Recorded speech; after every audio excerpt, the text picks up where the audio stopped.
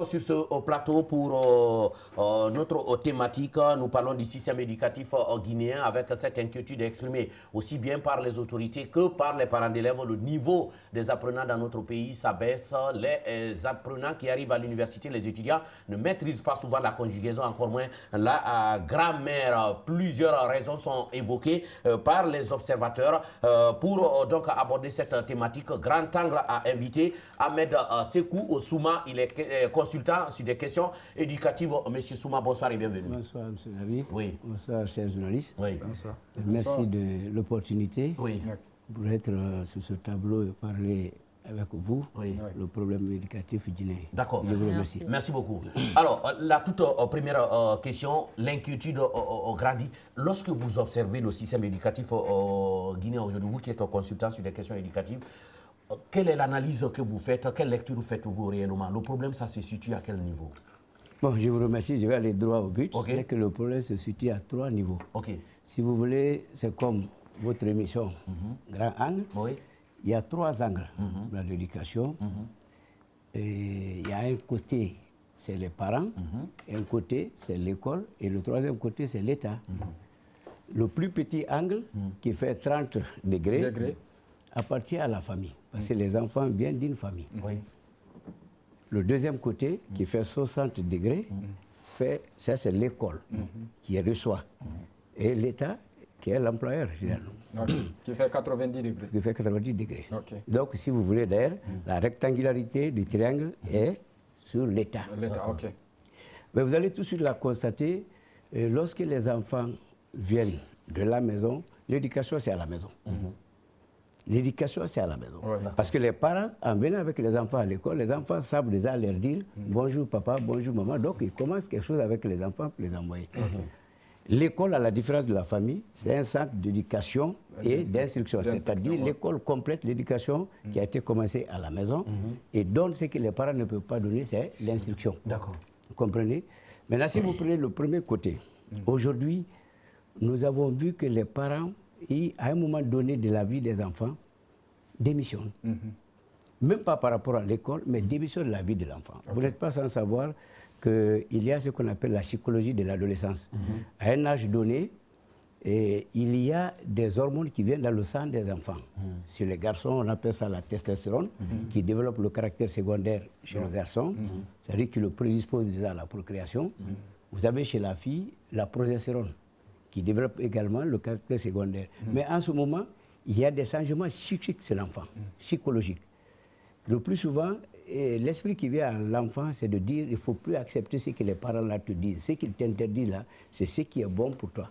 Comme si vous voulez accepter, on a dit que Dieu a interdit l'utilisation de la pomme de Adam, voilà, et que l'Adam dans le a dit jardin non, d'Éden. il faut prendre parce que si tu ne prends pas, tu ne seras pas comme lui. Donc, les parents démissionnent. Et en ce moment, les enfants commencent à se retirer, se rebellent un peu. Au lieu que les parents se disent, à ce moment-là, je dois redoubler d'efforts. Oui, mais accentuer la pression. Oui, parce que c'est sur un petit temps. Le prendre au collet. Voilà. Voilà. Et souvent, on démissionne, on dit, bon, allez, ça ne va pas, moi, il ne me comprend pas, je le laisse. Vous allez voir même les petites filles qui viennent exprimer pour la première fois la venue de leur menstrues. Dès qu'elle dit ça à sa maman, tout le monde dit, et toi, tu as vu ça, déjà, c'est foutu pour toi, c'est ça, c'est ça. Donc, l'enfant se rétracte déjà.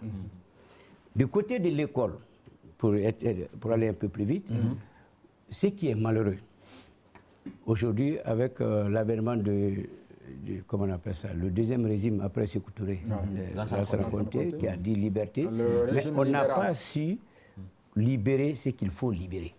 On ne libère pas l'enseignement, comme ça, dans un pays. Regardez, nous avons étudié, moi par exemple, en langue nationale. En langue nationale malinké. Avant, je peux écrire une lettre tout de suite là, en malinké, en poulard, j'envoie au papa de mon ami. L'alpha, oui. Il suffit qu'il ait un enfant qui peut lire le poulard, parce que c'est écrit. On sait que la lecture syllabique est là. Dès qu'il lit, il n'a pas besoin de traduire ça. Parce que dès qu'il dit, est-ce qu'il doit dire, oui, j'ai compris. Parce qu'il connaît déjà la chose qui se passe. Mais lorsque nous avons à un moment donné voulu boycotter ça, il faut dire comme ça, l'enseignement, on a laissé les techniciens en place pour essayer de partir à tue-tête comme ça. Quand vous dites libéré, vous voulez parler de l'enseignement privé? Bon, je parle de l'enseignement en général. Parce qu'entre privé et public, c'est le paiement qui diffère. C'est les mêmes enseignants qui roulent entre les écoles. Absolument. Mais lorsque un enseignant doit prendre la responsabilité d'être en classe, il faut qu'il soit académiquement en place. Il faut qu'il soit moralement préparé. Il faut qu'il soit socialement adapté. S'il n'a pas les 3 qualités, d'ailleurs, c'est ce qu'on appelle les qualités de l'enseignant. Parce que vous allez vers une population. Et tout l'enseignement que nous sommes en train de faire se fait sur 5 points essentiels.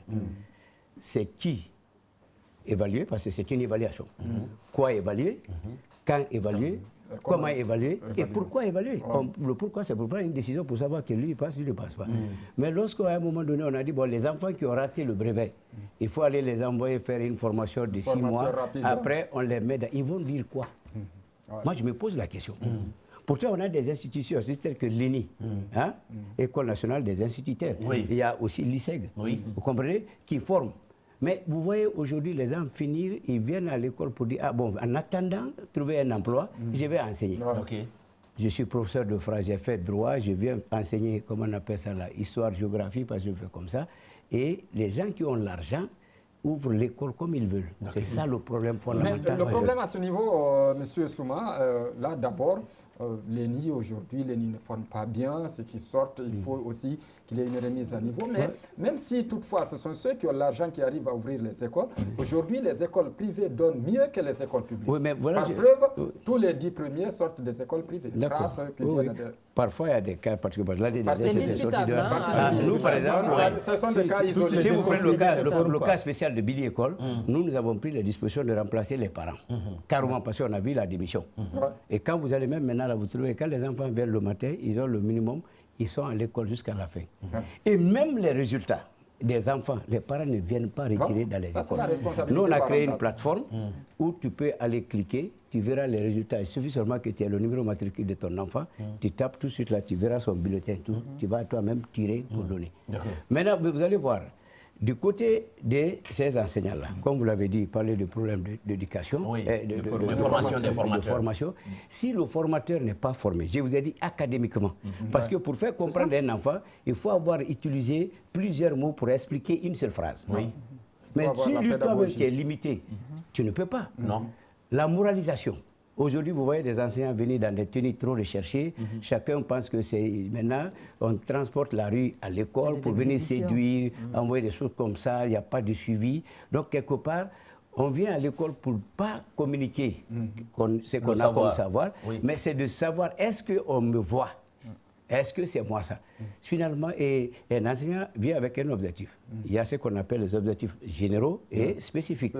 Général, c'est à la sortie du cours, tout le monde devait pouvoir comprendre ça. Si je dis tout de suite que la biologie est une science qui étudie la vie, ça c'est un objectif général. Mais la biologie vient de 2 mots grecs, bios, tel, logos, tel. Étymologiquement, la biologie est une science qui... Ça c'est mon objectif spécifique. Mais on ne s'y oppose pas. Pourtant, de prérequis, vous connaissez bien, vous avez dit. Voilà. De prérequis, les 5 pas didactiques. Vous prenez les 5 pas didactiques, vous verrez, c'est pourquoi j'ai dit tout est sur l'évaluation. Mais si on ne peut pas. Et la dernière partie du côté social, ça manque aujourd'hui à l'enseignement. Avant, les gens prenaient des dispositions pour dire que oui, cet enfant-là est guinéen. Aujourd'hui, on parle de Doumbouya, tout ça là. Qui est Doumbouya? C'est un Guinéen. Chacun souhaite que son enfant soit comme Doumbouya. Mais est-ce qu'on prend les dispositions pour que l'enfant là soit comme lui? Ça ne peut pas sauter du ciel. Donc le problème, il faudrait que ça concerne tous les niveaux. Et l'État, l'employabilité, il faudrait que l'État prenne ces dispositions. Regardez à la pharmacie. Tu ne peux pas, même si tu as l'argent, gérer une pharmacie si tu n'es pas pharmacien. Même s'il y en a qui le font, mais... Non, c'est interdit. Je parle de l'interdit. S'il y en a qui vont... C'est quasi impossible. Voilà, c'est quasi impossible. Vous comprenez? Mais l'enseignement aussi, ce n'est pas parce que tu as l'argent. Si tu as l'argent, parce qu'une école n'est pas jolie par son infrastructure. Une école, c'est par ses responsables. Donc, si vous avez une école, vous confiez à un technicien. Ça devait faire partie des analyses de l'État. Comme ça, il faudrait qu'on sache qui enseigne quoi, qui fait quoi. Parce qu'il y a des fondateurs, directeurs aujourd'hui qui n'ont jamais connu ce que c'est l'enseignement et qui viennent diriger à cause de l'argent. On transforme des maisons aujourd'hui en des écoles pour dire, bon, allez, je vais prendre ça. Tout là. ça, parce que l'État ne fonctionne Oui, pas. non, c'est que la population quand même est en avance sur l'État. Mais tout peut être encore... Il y a beaucoup plus d'écoles privées à Conakry que d'écoles publiques. Moi, j'ai deux questions. Non, ça a à voir. Quand les infrastructures nous allons avancer. L'enseignement est totalement privatisé, ça marche très bien. D'accord, Idiatou. Je peux? Oui. Moi, j'ai deux questions pour vous, monsieur Souma. La première, c'est déjà lorsqu'on voit par rapport à l'évolution de nos écoles, de nos institutions d'enseignement, lorsque vous avez étudié en langue nationale et après dans le français, vous aviez un niveau beaucoup plus supérieur, en tout cas par rapport à quand nous étudions, nous qui sommes sur le plateau ici, et maintenant à ceux qui étudient.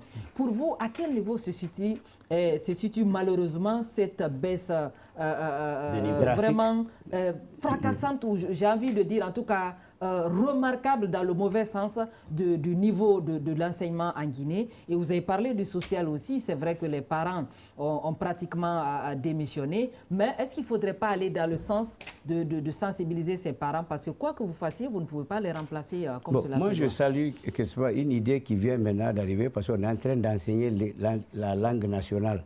On est en train d'expérimenter dans certaines écoles pour essayer de voir. Regardez-moi, de la première année en 8e année, on étudiait en langue nationale.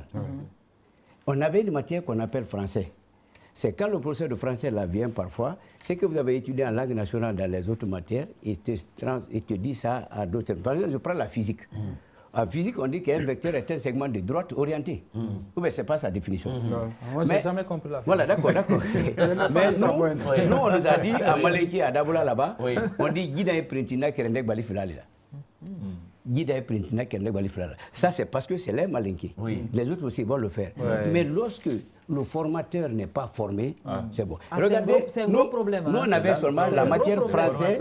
Notamment dans l'enseignement primaire. On avait ça seulement que comme matière. Mais regardez, les enfants font 3 ans à la maternité.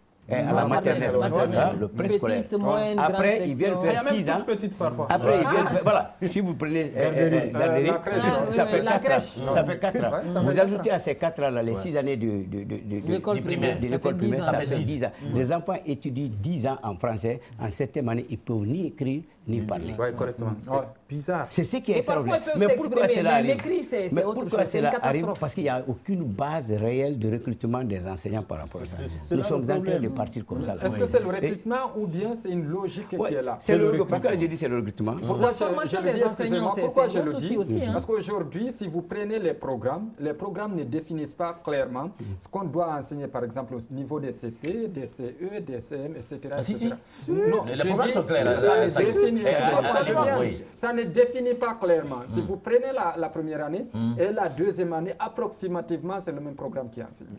La troisième, qui est une classe charnière, qui doit normalement être une classe charnière, et la quatrième année, c'est approximativement la même chose. C'était un mauvais enseignant. Au primaire, il y a 3 niveaux. C'est le CP, CE, CM. Ce qu'on appelle la première année et la deuxième année, ça c'est le CP. CP1, CP2. Il y a CE1, les cours élémentaires, après le cours préparatoire. Maintenant, il y a le cours moyen, comme on appelle CM. Donc, 5e, 6e, cours élémentaire. Donc, les programmes sont révisés, si vous voulez. Ce qu'on voit en première année, on vient renforcer ça en deuxième année. Parce que tu ne peux pas être en troisième année sans avoir vraiment maîtrisé la lecture syllabique. Parce que là-bas, on a arrêté les leçons de 3 phrases, des choses comme ça. Alpha. Oui, moi, je voudrais juste donner un exemple. Quand vous prenez des pays, quand vous prenez des pays comme le Bénin, par exemple, le Togo, la Côte d'Ivoire à côté, le Sénégal plus ou moins aujourd'hui, ces gens-là ont un niveau relativement supérieur. Quand tu prends un enfant, ton enfant qui est né au Togo, quand il revient en Guinée, même classe 3e année, 3e année, voilà, ou le Bénin. Voilà. Non, les deux sont bons. Les deux sont bons. Quand ils sont là, un enfant guinéen qui est en 3e année, un enfant qui est né au Togo qui est en 3e année, mais la différence, elle est abyssale. Oui, mais elle est terrible. Par rapport à quoi? Est-ce que, justement, la lecture, à tout écrire, parler français, parler, je suis d'accord. Non, même écrire, c'est souvent différent. Oui, la question. Oui, justement, la question, c'est qu'au-delà du recrutement dont vous parlez là, et c'est là que je rejoindrai pour une fois M. Amarot, est-ce que on laisse les programmes un peu comme les populations en avance sur l'État. Est-ce que l'État qui est chargé justement de régulariser les programmes-là, pourquoi on n'arrive pas à réadapter les choses, à utiliser les nouvelles formules? Parce que le fouet a disparu entre-temps. Nous, on récitait nos cours de sciences d'observation, de géographie, parce qu'on avait peur du fouet. Ce n'est pas parce qu'on aimait étudier. Est-ce que même le fouet, il n'est pas question de le ramener dans certains cas? Je vais commencer par le dernier. Moi, jusqu'à présent, j'utilise le fouet. Et je suis fier. Je suis venu une fois ici, il y avait une émission ici, on dit pour ou contre. Pour l'utilisation du fouet. Moi, je suis pour l'utilisation du fouet. Le fouet n'est pas pédagogue, mais il permet aux pédagogues d'aboutir. Absolument. Nous savons de quelle famille nous venons. Si nous disons qu'on va... Bon, c'est pourquoi je ne suis pas content de certains techniciens de l'enseignement qui viennent nous dire arrêtez le fouet. Mais à la place du fouet, qu'est-ce que vous nous proposez? Qu'est-ce que vous proposez? On peut peut-être corriger gentiment, mais corriger jusqu'à... Non, j'ai dit qu'il n'est pas pédagogue, mais il aide. Parce qu'il y a de ces enfants, vous prenez les enfants, il y en a dès que tu lui dis, viens devant moi. Psychologiquement, quand vous doutez d'un enfant pour avoir fait un comportement qui n'est pas bon, vous le regardez, vous lui dites de vous regarder. Si l'enfant n'arrive pas à vous fixer, doutez déjà de son comportement. Il transpire, doutez déjà de son comportement. Ses lèvres inférieures là peuvent trembler, même l'oreille. Il ne le lâchez pas comme ça. Mais s'il y a des enfants, quand vous voulez même les corriger, vous dites, bon, vous n'avez pas traité les devoirs là, venez, je vais vous corriger.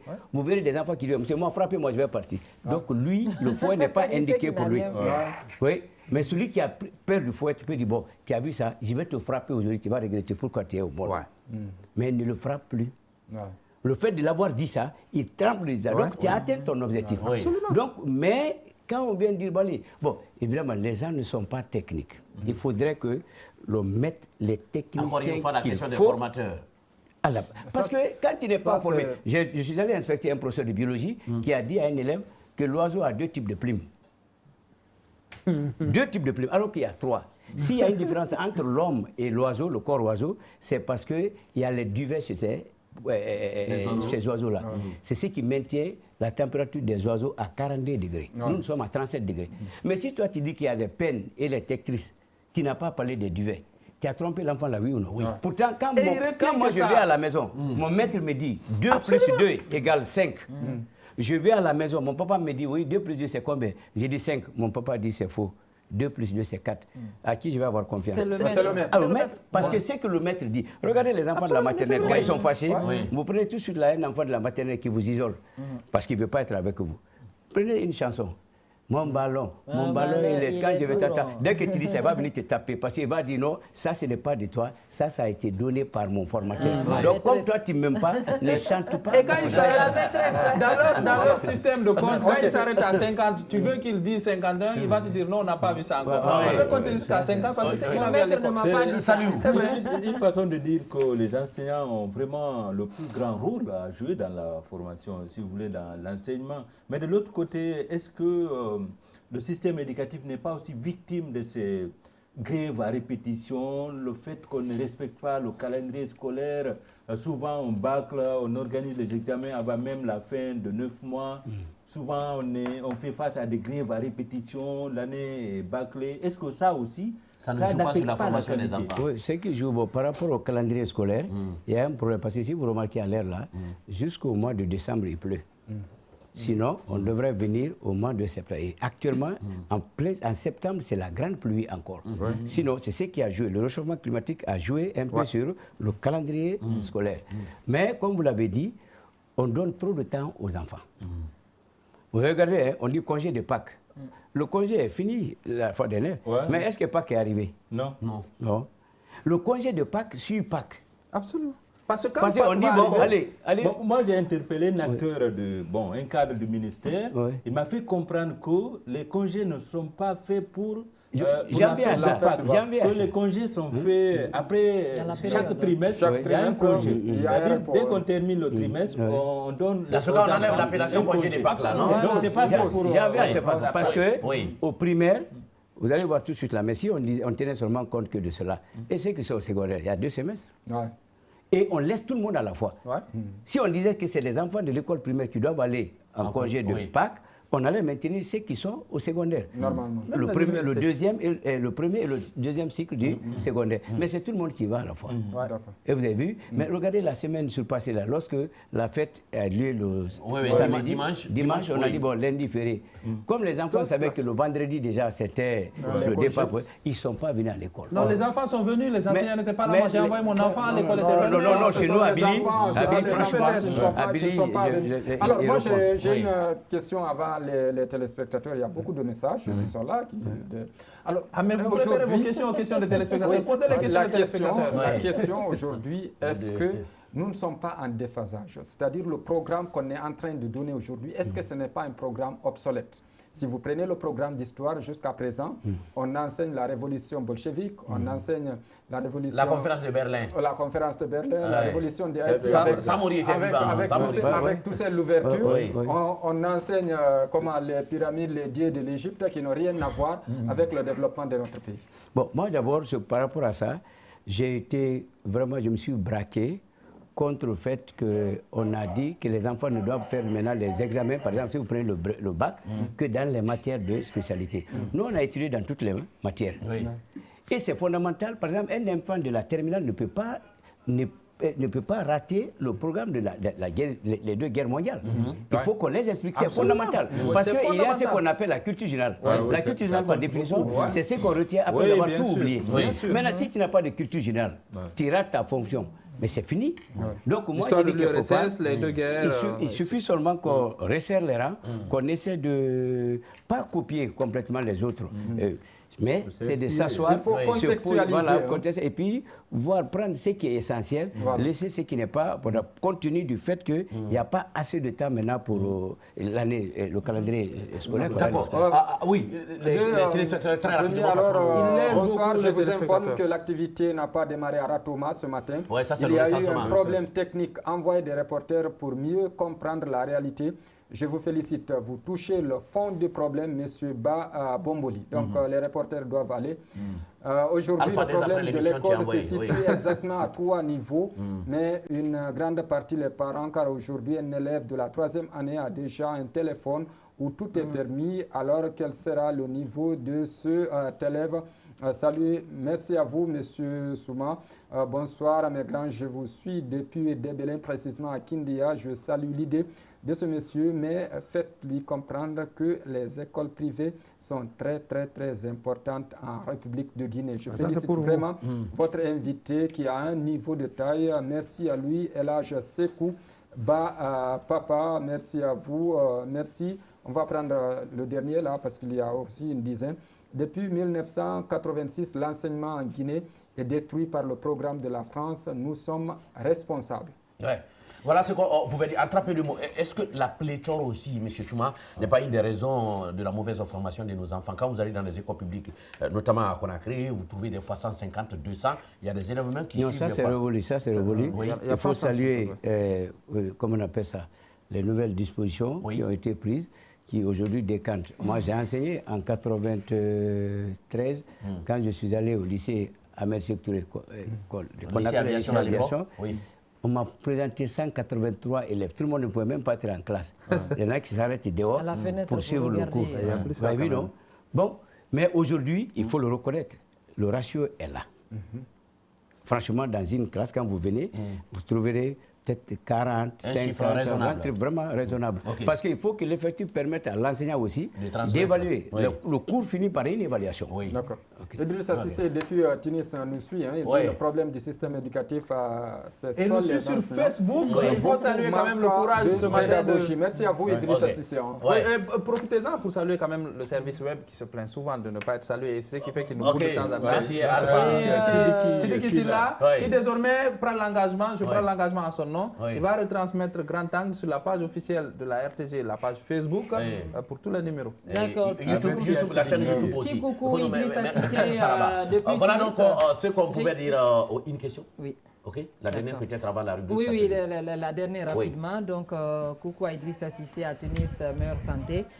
Il y a le sujet en ce qui concerne les téléphones. Il y a un téléspectateur qui disait les enfants, dès la 2e, 3e année, ont le téléphone avec vraiment tout ce qui est permis là-dedans. Et on peut même se le reprocher en tant que parent ici parce qu'on ne peut pas toujours dire non aux enfants. Mais il y a le fait que le niveau baisse, je l'avais dit. Pour vous, aujourd'hui, qu'est-ce qu'il faudrait? Parce qu'il y a des écoles aussi. C'est une question à plusieurs points. Beaucoup des écoles en milieu rural, sans enseignants, des enseignants qui préfèrent rester à Conakry. Je sais que vous n'êtes pas le ministre de l'Éducation, mais qu'est-ce que vous avez à dire par rapport à tous ces aspects? Est-ce qu'il y a un début de solution? Qu'est-ce qu'il faut? Oui, ça commence à venir. Mais le problème, vous savez, on ne prépare pas l'avenir d'un enfant. On prépare un enfant pour son avenir. Mais aujourd'hui, nous sommes très responsables. Là où vous avez voulu donner 30% aux parents pour que les écoles sachent qu'ils doivent prendre une très grande responsabilité parce que l'école est appelée centre d'éducation et d'instruction. Pourtant, la famille, c'est centre d'éducation. Oui. La famille, c'est centre d'éducation. C'est l'école qui est à la fois éducation et instruction. Oui. Mais aujourd'hui, vous verrez les parents qui peinent à payer les frais de scolarité, qui donnent aux enfants des téléphones de 7, 5 millions, 3 millions comme ça là. Et vous verrez le professeur pendant qu'il est en train d'exercer. Le téléphone de l'enfant est plus cher que le téléphone du professeur. Et l'enfant est en train de jouer. Et vous allez voir, en classe. Le modernisme, vous connaissez. Moi, j'ai ma fille qui est partie en vacances à Dabola. Sa grand-mère lui a acheté un téléphone. Elle est venue, c'est que je l'ai écrit. Jusqu'à la fin de sa vie, elle ne va pas oublier. J'ai mis encore le téléphone dans une enveloppe. Je l'ai retourné. Mais aujourd'hui, on pense qu'il faut séduire les enfants parce qu'on a comme moyens. Les moyens n'éduquent pas. Absolument. Sinon, nous n'allons pas étudier. Hein. Non. Et nous, avant, on nous disait, tu ne vas pas à l'école sans avoir effectué ces travaux-là. Mais aujourd'hui, c'est le contraire qui se passe. Donc, on n'éduque pas.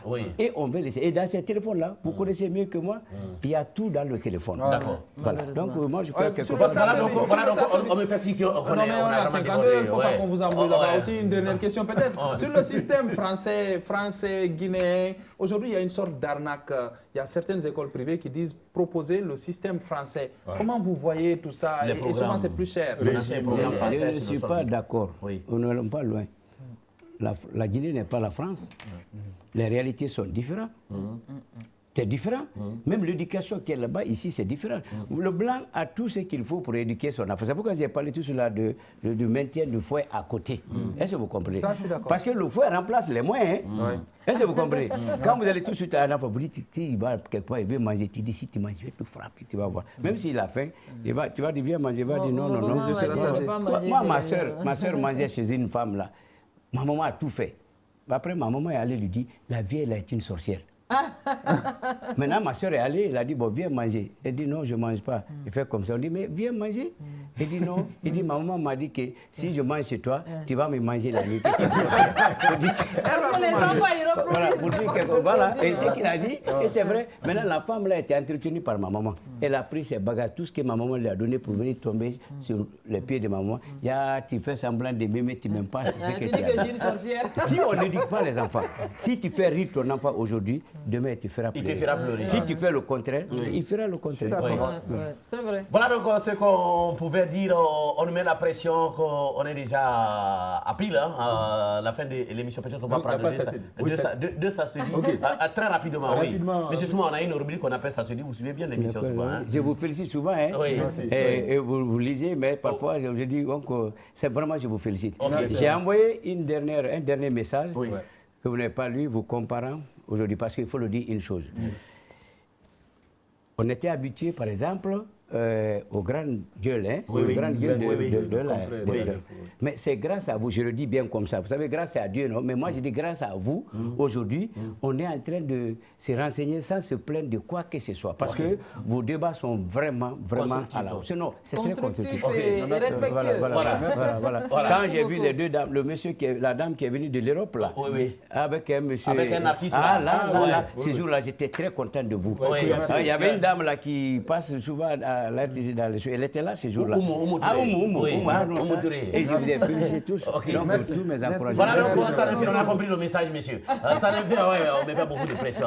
Ça n'est fini pour ce numéro. Merci à vous d'être venus sur ce plateau. On espère que vous reviendrez. Quand on parle d'éducation, souvent, il y a beaucoup de sujets, il y a beaucoup de pans qu'on n'a pas pu aborder. On espère que vous reviendrez sur ce plateau. Je serai à vous. Et moi, c'est une occasion pour moi de vous, en vous disant merci. Et vous m'avez pratiqué il y a très longtemps, parce que David, avant d'être ici, a été ancien. On a évolué ensemble à Billy École.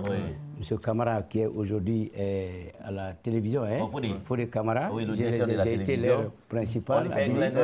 J'ai été Marco Alia Marco, le représentateur qui est maintenant aux affaires étrangères. Adama Mohamed Keita. Ils ont tous passé un temps avec moi. Et c'est de bons produits, vous pouvez en être fier aussi. Et je voudrais, au-delà, quand vous avez besoin, même pas devant sur la caméra, je suis professeur de psychologie. Donc, je me mets à votre disposition. À Billy École, je forme chaque mois, j'organise la formation pour les enseignants. Donc, à vous aussi, en collègue, pas devant la caméra, on se retrouve, on parle, on se retrouve. On échange. Voilà. Merci déjà pour l'offre. J'espère qu'Alpha va saisir. Ça n'est fini. Merci à Al-Khali Mohamed Keita et à toute son équipe mobilisée encore au mardi pour nous aider à produire ce numéro de Grand Angle. Merci à vous, chers téléspectateurs, vous nous avez suivis. Merci à vous quatre d'être venus sur le plateau pour poser des questions à notre invité. Vous nous avez suivis à l'étranger, c'est bien de nous suivre, mais c'est mieux de visiter notre pays car la Guinée est un scandale géologique, mais aussi et surtout un scandale socio-culturel. Portez-vous bien, ciao. Merci. Merci.